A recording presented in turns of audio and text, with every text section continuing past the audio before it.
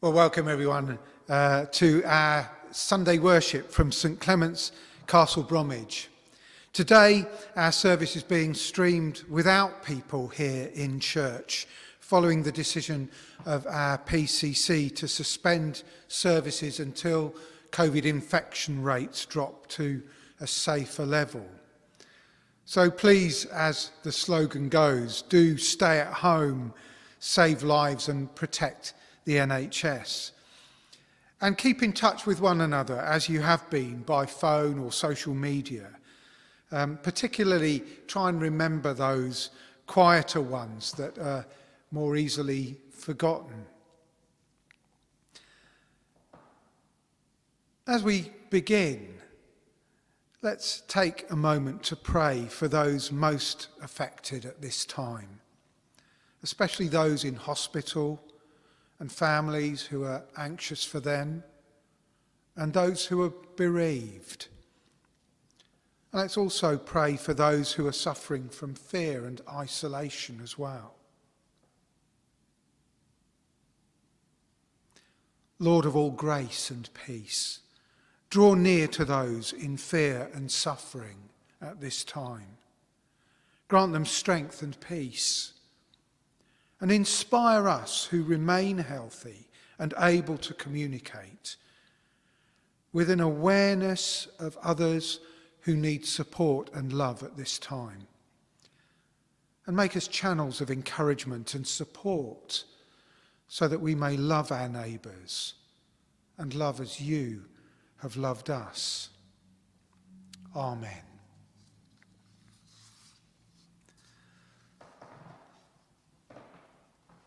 Well, as we continue with our service, do feel free to join in. The words that you respond with are in the bolder print as normal. And later on, we'll be having a song as well that you'll be able to join in with from home. And so we come to the first Sunday of our Epiphany season. We meet to celebrate the coming of Christ into the world. The Word was made flesh and dwelt among us. Arise, shine, for your light has come, and the glory of the Lord has risen upon you. We have beheld his glory, glory as of the only Son of the Father, full of grace and truth. And now a time for us to come and confess our sins, and a moment to bring to mind those things that we need to put right with him today.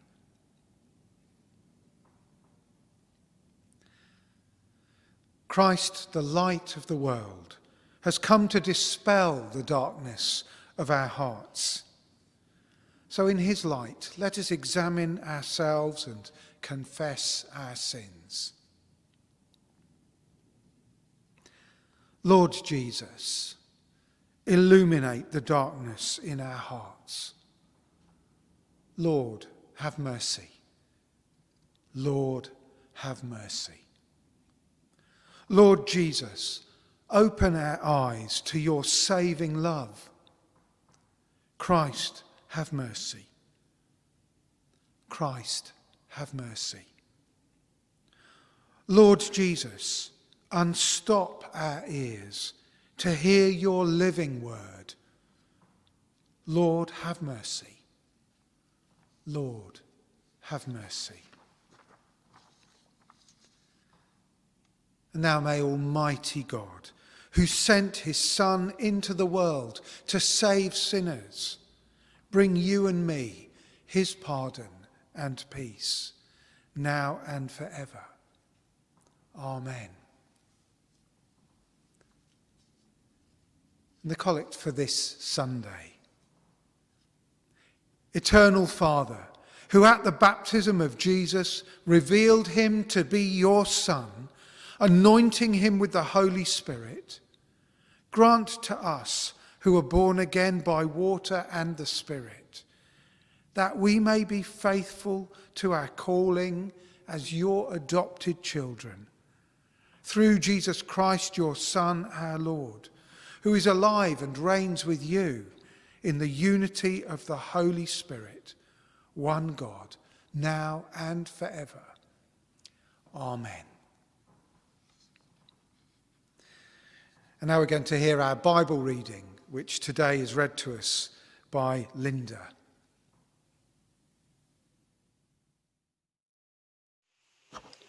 The reading today is taken from the book of Mark, chapter 1, verses 4 to 11. And so John the Baptist appeared in the wilderness, preaching a baptism of repentance for the forgiveness of sins. The whole Judean countryside and all the people of Jerusalem went out to him. Confessing their sins, they were baptized by him in the river Jordan. John wore clothing made of camel's hair, with a leather belt round his waist, and he ate locusts and wild honey. And this was his message: "After me comes the one more powerful than I, the thongs of whose sandals I am not worthy to stoop down and untie. I baptize you with water, but he will baptize you with the Holy Spirit." At that time Jesus came from Nazareth in Galilee and was baptized by John in the Jordan. Just as Jesus was coming up out of the water, he saw heaven being torn open and the Spirit descending on him like a dove. And a voice came from heaven: "You are my Son, whom I love. With you I am well pleased." This is the word of the Lord. Thanks be to God.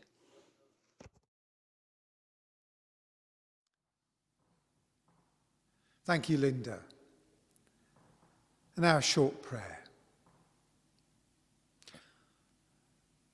Lord, speak to us at this time and help us to open our hearts and minds to your word and to put our trust in you today. Amen.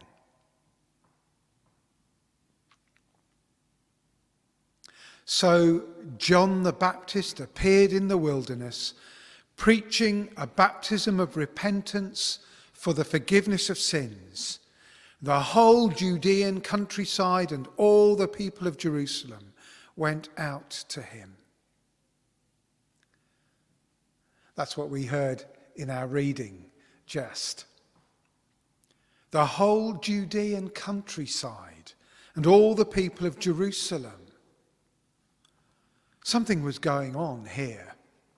People don't turn out in numbers like that for no reason. Least of all to a message calling them to repent of their sins. Can you imagine it?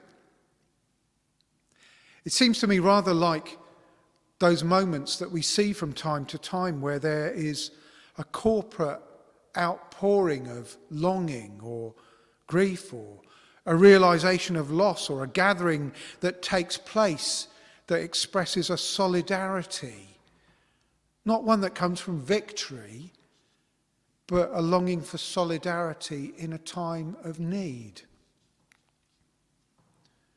And I guess that this time for us and for our nation and indeed for the world is one of those times of need. And for those people at the time of John the Baptist, it was also a time of spiritual hunger. And I think for many, that is also a time that we have now. John was preaching at a time when people were in a place where they recognised that they needed a change, but not only just in their circumstances, but in themselves as well. And they were wanting it so badly that they were willing to publicly testify to the fact by coming out of their towns and villages and being baptized in the River Jordan. It seemed to them that John, despite his appearance and diet, as we read, he dressed in sackcloth and he ate locusts and honey. it seemed to them that John had some answers for them and a message that would bring them nearer to God. But even as John preached and led the people into the waters of confession and repentance, he had more to say. He was saying that they would need more than just this demonstration of humility and longing for redemption, however much they meant it. He was saying that this was just a beginning. It was not the answer. He, John, was not the answer. After me, he said, after me comes the one more powerful than I, the straps of whose sandals I'm not worthy to stoop down and untie. I baptize you with water, but he will baptize you with the Holy Spirit. John the Baptist knew his limitations. He knew he could help people to be honest with themselves. He knew he could enable them to be honest with God. He knew he could help them express that meaningfully through baptism, a sign of willingness to be cleansed and to start afresh. But he was all too aware that this baptism was only a sign. This water could only cleanse the skin. It couldn't cleanse the heart.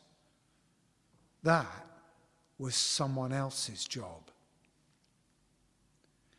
He will baptize you with the Holy Spirit. A deeper baptism, bringing an inner cleansing that only God can give, and a new life that only the Holy Spirit can inspire within a person.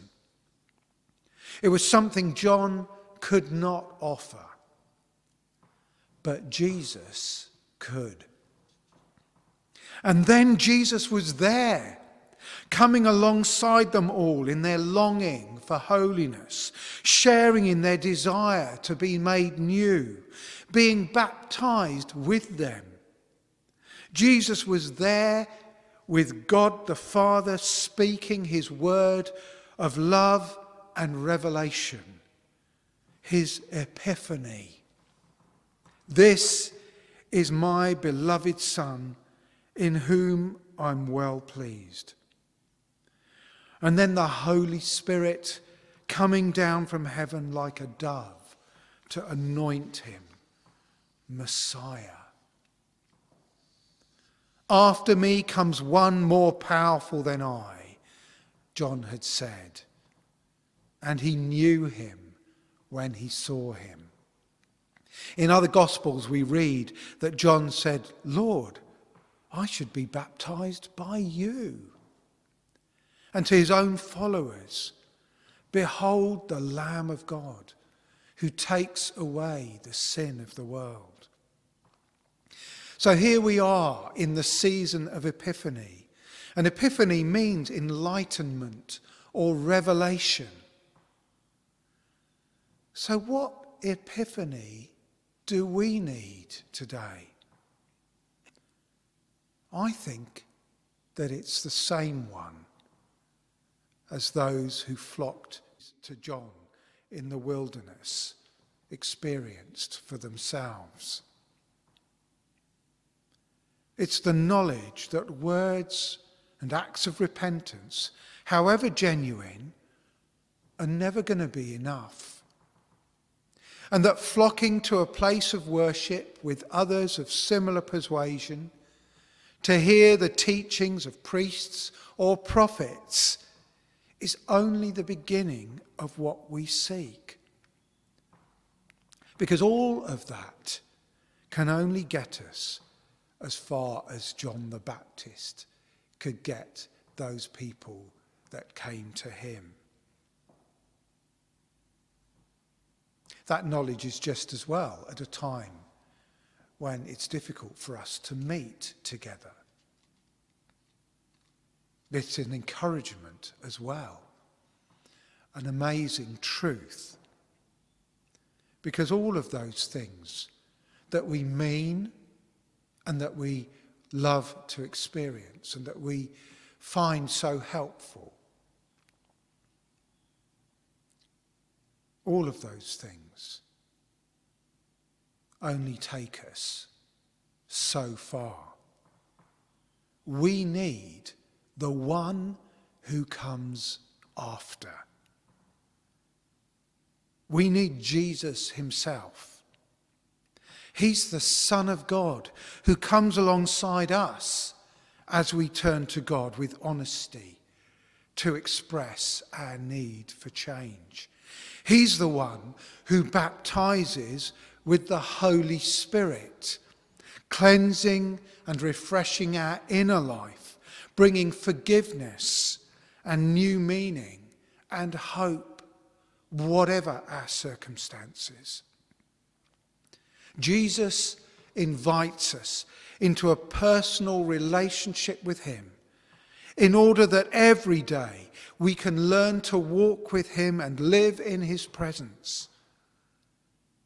He will teach us to pray and to trust in the goodness of God and to love and serve in the power of the Holy Spirit.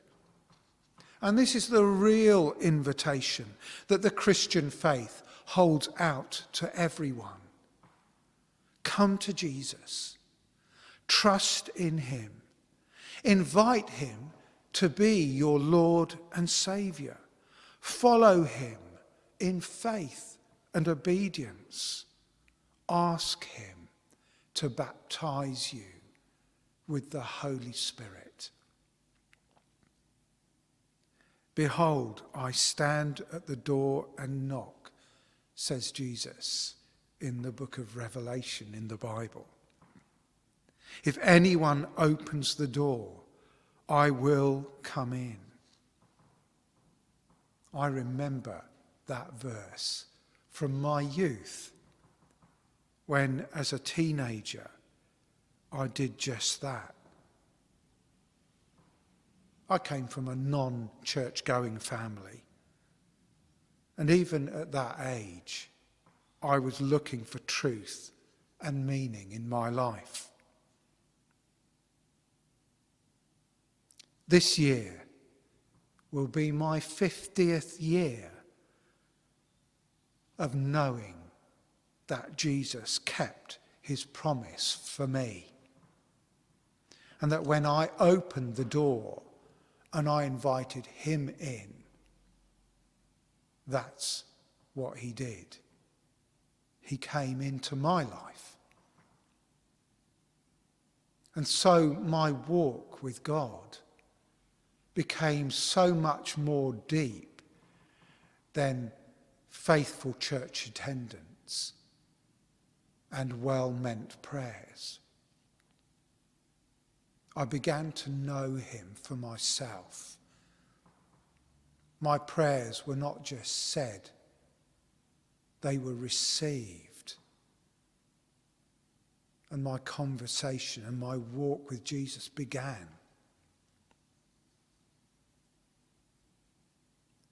He's always been faithful. He's always been present, even at those times when I haven't been. So to be sure, I believe it's a good thing to come to church. And I look forward to that time when we can gather without this fear of infection and that we can maybe embrace one another once again. I delight to see people coming in search of something more in their lives. And I love to preach and teach from God's word in the Bible. And I hope people are blessed by that. But like John the Baptist, I want to say, please don't let that be an end of it.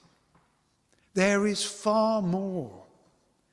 Before and after preachers and ministers like myself comes the one who is greater than us. We can only baptize you with water, but he will baptize you with the Holy Spirit. Jesus is the one you really need. Seek him with all your heart.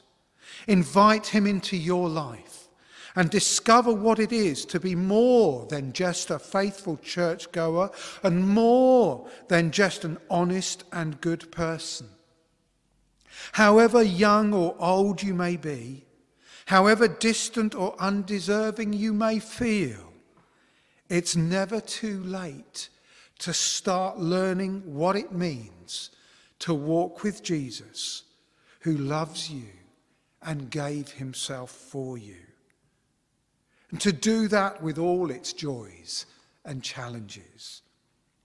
Because the same Jesus who persevered with the inconsistencies of those first disciples whom he chose to follow him, and whom he chose to begin to change this world in which we live, that same Jesus will be faithful and patient with us as we offer him our lives and as we trust ourselves to him and as we invite him to come into our lives, to be our Lord, our Saviour, our friend and our King. And at this time of Epiphany, my prayer is that you will receive that revelation, that enlightenment that enables you to do just that, to receive and to know him as Jesus, your Saviour and your friend. So let's pray. And you might want to pray this same prayer. Lord Jesus, we thank you that we don't have to rely simply on human words, on our best prayers, on our own efforts. Thank you that you came, that you gave yourself for us, that you lived and died for us, and that you offer us a new beginning full of forgiveness and grace and hope. Help us today, afresh, or for the first time, to invite you into our lives. Come to us, Lord. Lead us, guide us.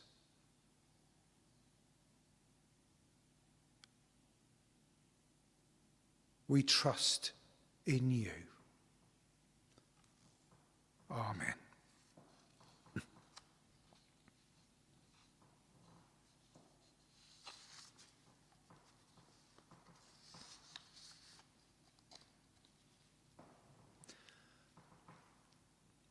And now let us affirm our faith in Jesus, the Son of God, as we say together these words from the Athanasian Creed, which are also taken from the New Testament book of Philippians, chapter 2.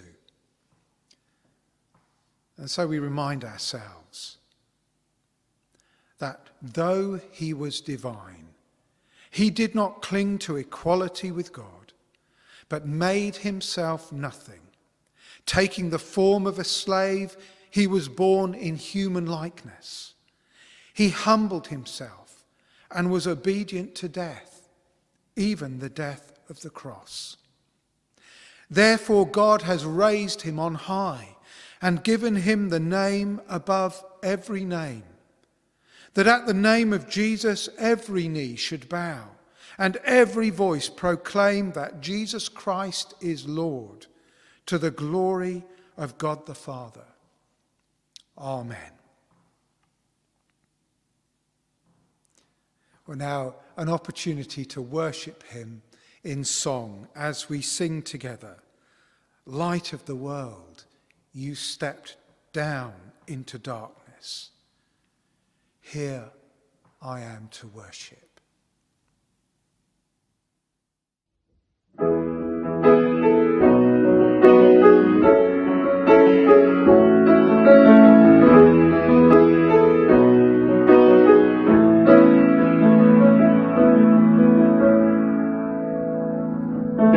Light of the world, you stepped down into darkness.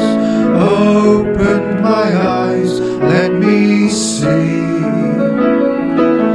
beauty that made this heart adore you. Hope of a life spent with you. So here I am to worship, here I am to bow down, here I am to say that you're my God. You're altogether lovely, altogether worthy, altogether wonderful to me. King of all days, oh so highly exalted, glorious in heaven above.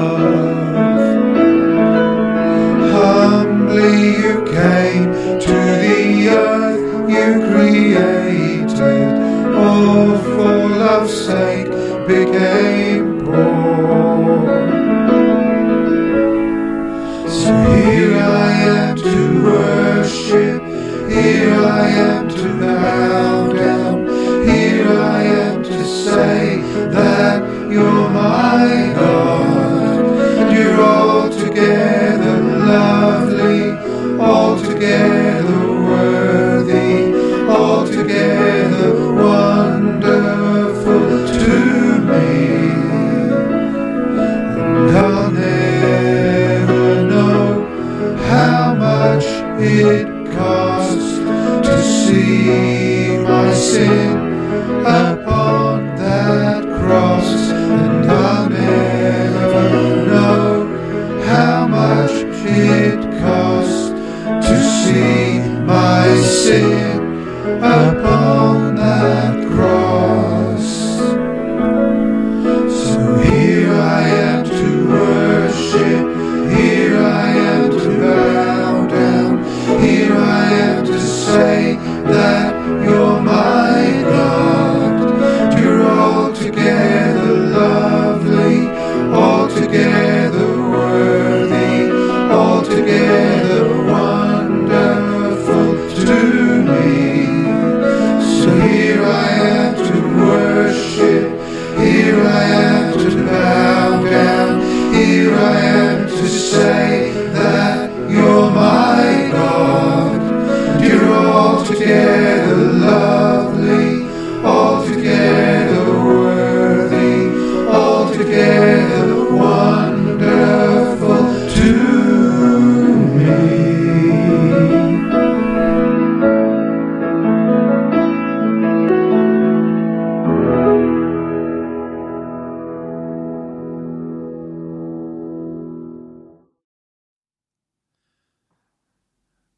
Thanks once again to Chris for accompanying us on the piano. And we're going to turn to prayer now, and today Anne Q is going to lead us in our prayers. So let's pray. Let us pray.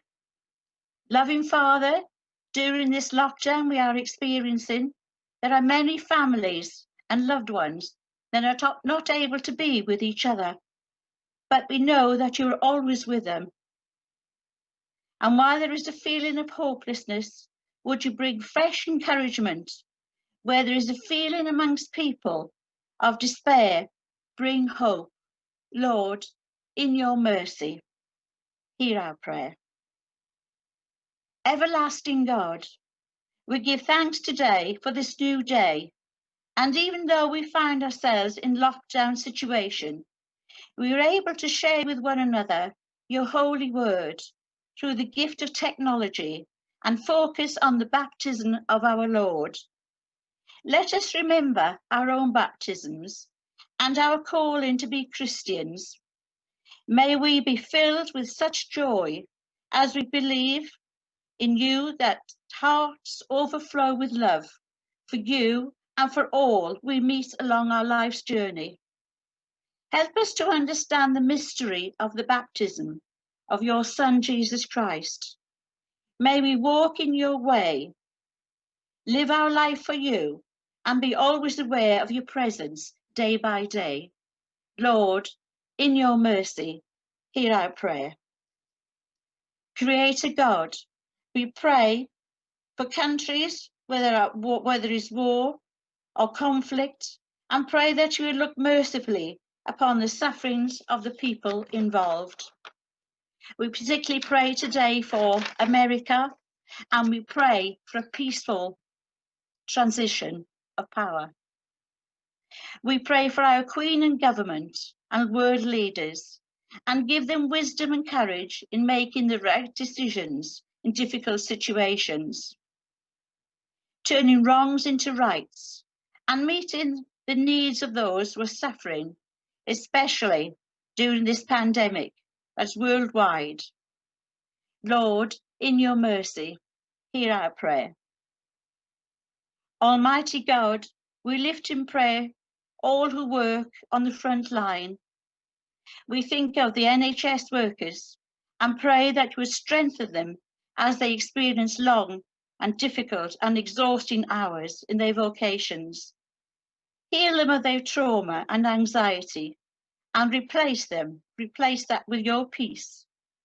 We pray for all who are in the education system, students who are having to have lessons at home and not in their usual school buildings, teachers and all admin staff who work so hard helping young people to further their education. We pray for all our delivery drivers who deliver our groceries and packages. Lord, these are all frontline heroes who continue to serve others despite their health risk. We pray they will choose to persist in their good work and be appreciated for all that they are doing.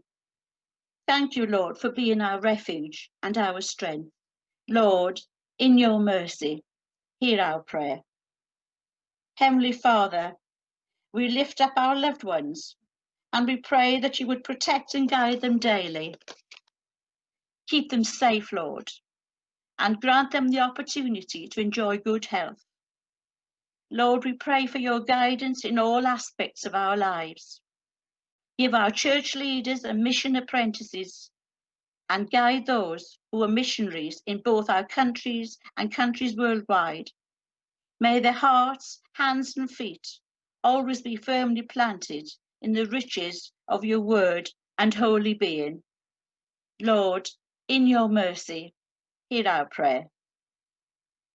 In the quietness of our hearts, we name those that we know are in need of your healing hands upon them. And we also pray for those who we know that who are in care. Lord, watch over them. Look with grace and mercy. Nourish their spirit and soul, and comfort them with your holy presence. Give them strength, Lord, so that they may be glorified in their lives. Lord, in your mercy, hear our prayer. Almighty God, we pray for those whose earthly lives have ended, and we remember those whose anniversary of their passing falls at this time, and for the souls of all who have passed recently. We give thanks for lives well lived and for happy memories. May they find rest in the eternal joy of heaven, and let all who mourn their passing find comfort and peace. Lord, accept these prayers for the sake of your Son, Jesus Christ. Amen.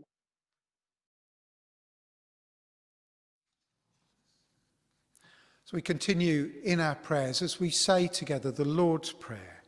So as our Saviour has taught us, so we pray, Our Father in heaven, hallowed be your name. Your kingdom come, your will be done, on earth as in heaven. Give us today our daily bread. Forgive us our sins, as we forgive those who sin against us.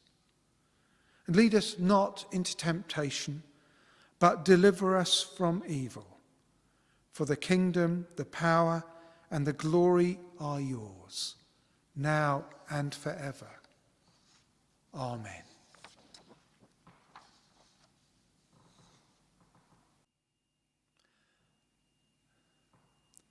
Well, just to remind people that if you want to keep in touch with events and services at St Clements, particularly times perhaps when we're open for individual private prayer, then do feel free to visit our website, stclementschurchcb.com, or check out our Facebook page, and the details will be posted there. So now let's finish with the peace and a blessing. We are all one in Christ Jesus. We belong to him through faith, heirs of the promise of the Spirit of peace. And so the peace of the Lord be always with you and with all who call upon his name. Let's receive that peace now, wherever we are. And let's also pray that peace upon others that we know who need it.